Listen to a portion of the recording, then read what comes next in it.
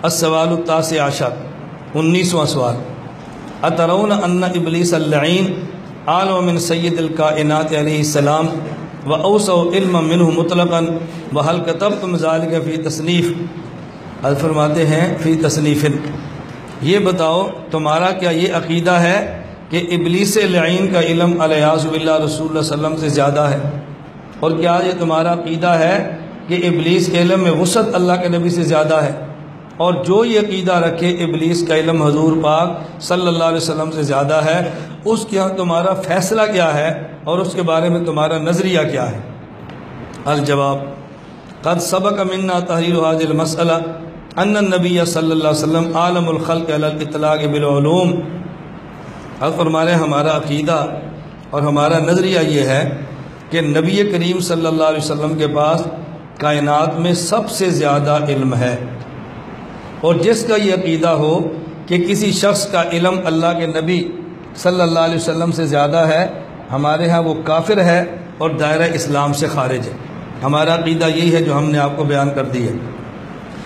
اور یہ کیسے ممکن ہے کہ ہمارے بزرگوں میں سے کوئی بزرگ اپنی کتاب میں یہ مسئلہ لکھ دے کہ نبی پاک صلی اللہ علیہ وسلم سے زیادہ کسی کا علم ہے، اور حتیٰ کہ ہم یہ لکھ دیں کہ ابلیس کا علم اللہ کے نبی سے زیادہ ہے؟ ہم اس کا تصور بھی نہیں کر سکتے کہ کسی نے آپ کو انتہائی غلط بات بتائی ہے۔ اگلی بات حضرت نے فرمائی جو سمجھنے کی ہے، فرمایا ہاں یہ ضرور ہے کہ دنیا میں کوئی گندی سے گندی، گھٹیا سے گھٹیا چیز ایسی ہو کہ جس کی طرف اللہ کے نبی التفات نہ فرمائیں، آپ کی شان کے لائق نہیں ہے، اور وہ ابلیس کی حیثیت کے مطابق ہے، ابلیس اس پہ توجہ کرے اور ابلیس اس کی معلومات حاصل کرے اور اس کی معلومات اللہ کے نبی کے پاس نہ ہوں، تو اس کا معنی یہ نہیں ہے کہ ابلیس اکمل، عالم اور افضل ہے، اور اللہ کے نبی کے پاس چونکہ اس بات کا علم نہیں ہے لہذا اللہ کے نبی کا مقام کم ہو گیا ہے۔ فرمایا اس کی مثال بالکل ایسی سمجھو کہ جیسے ایک متبحر، مدقق اور بہت جید عالم ہے اور ایک چھوٹا سا بچہ ہے۔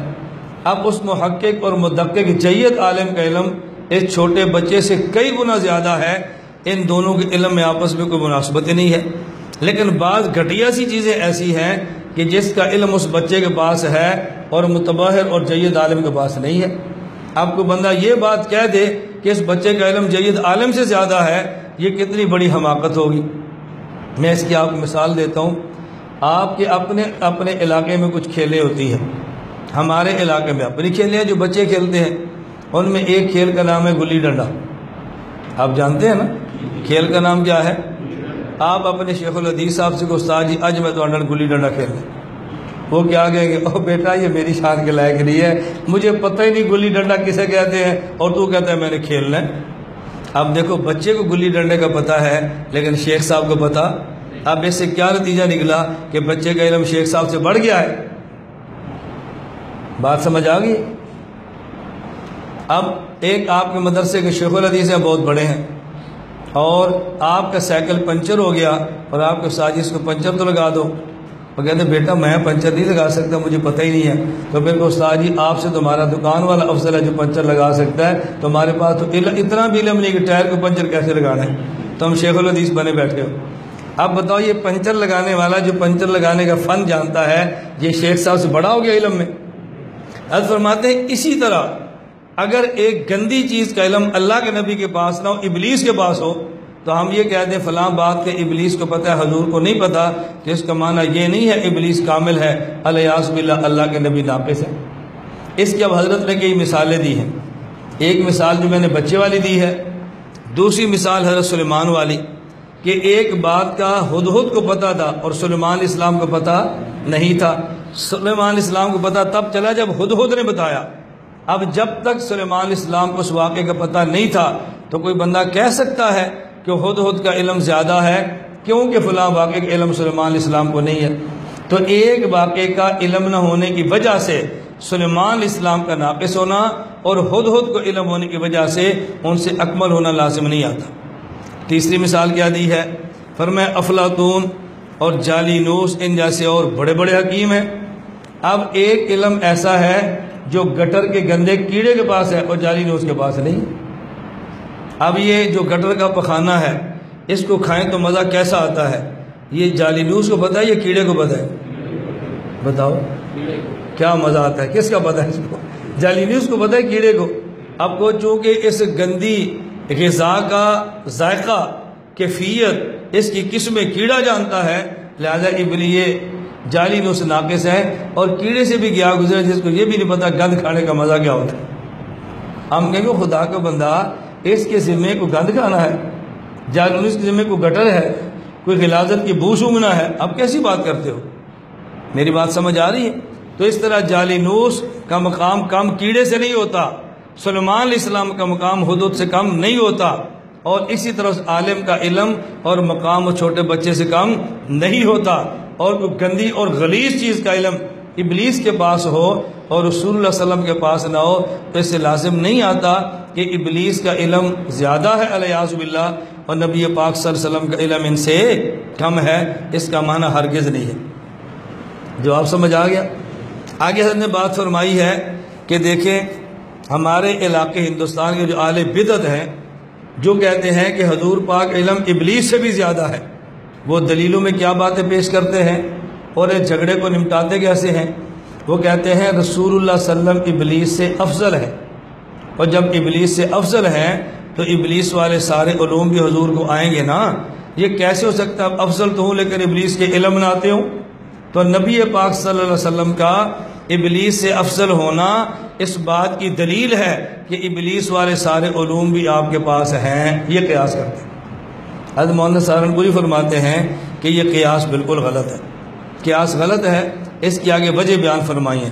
فرمائے ایک وجہ یہ قیاس فاسد ہے، قیاس مال فارغ ہے، اور کوئی نص اس پر موجود نہیں ہے کہ ابلیس والے سارے علوم رسول اللہ صلی اللہ علیہ وسلم کے پاس ہیں۔ اس پہ نص تو ہے کہ اللہ کے نبی کائنات کی ساری مخلوق سے افضل ہیں، لیکن ابلیس والے سارے علوم بھی آپ کے پاس ہیں، اس پر کوئی نص نہیں ہے۔ اب حضرت فرماتے ہیں آپ بتاؤ الا تری ان کل مؤمن افضل و اشرف من ابلیس، تمہارا کیا خیال ہے؟ اللہ کے نبی تو بہت بڑے ہیں، عام ایوان والا بھی ابلیس سے افضل بھی ہے، اشرف بھی ہے، لیکن تم یہ بتاؤ فیلزم علی ھذا القیاس ان یکون کل شخص من احاد الامہ حاویا علی علوم ابلیس، تو کیا اس کا مطلب یہ ہے کہ جو علوم ابلیس کے پاس ہیں وہ ہر مومن کے پاس بھی ہیں؟ کیونکہ ہر مومن ابلیس سے افضل ہے۔ امت کو گمراہ کرنے کا فن کس کے پاس ہے؟ امت کو گمراہ کرنے کا فن کس کے پاس ہے؟ ابلیس کے پاس، ہر مومن کے پاس ہے، تو پھر مومن افضل ہوا ابلیس افضل ہوا؟ حالانکہ ہمارا عقیدہ ہے کہ مومن ابلیس سے افضل ہے، لیکن اس کا معنی یہ کہ ہر مومن ابلیس کے سارے علوم کو بھی جانتا ہو کیونکہ افضل ہے۔ کہتے ہیں یہ بات تو ٹھیک نہیں ہے، تو ہم کہتے ہیں نبی پاک کے بارے میں یہ بات آپ کیوں کہتے ہیں کہ ابلیس والے سارے علوم حضور کے پاس ہیں صلی اللہ علیہ وسلم؟ دوسری مثال دی جو پہلے بھی گزری ہے، سمجھانے کے لیے مثال دی کہ دیکھو سلیمان علیہ السلام ہدہد سے افضل ہے، لیکن جو ہدہد کو جس بات کا علم تھا حضرت سلیمان کو علم نہیں تھا، تو کیا حضرت سلیمان کے افضل ہونے کی بنیاد پہ یہ کہنا کہ جو بات ہدہد کو معلوم تھی سلیمان علیہ السلام کو پہلے سے معلوم تھی کیونکہ افضل ہے، یہ بات غلط ہے۔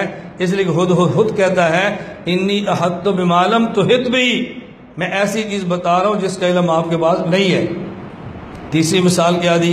فرمایا افلاطون اور جالینوس یہ دونوں، یہ دیکھو گٹر کے گندے کیڑوں سے افضل ہیں، لیکن اس کا معنی یہ ہے کہ جو مزے، جو ذائقے، جو نجاست کیفیات گٹر کا گندا کیڑا جانتا ہے وہ جالینوس کو بھی معلوم ہے اور وہ افلاطون کو بھی معلوم ہے، کیونکہ ان سے افضل ہے۔ کہتے ہیں نہیں، تو ہم کہتے ہیں اگر افضل ہونے کی بنیاد پہ مفضول کے سارے علوم کا معلوم ہونا ضروری ہے تو پھر گندے کیڑے کو جس طرح نجاست اور غلاظتوں کے ذائقے کا پتہ ہے افلاطون اور جالینوس کو بھی معلوم ہونا چاہیے، حالانکہ کوئی بھی اس کا قائل نہیں۔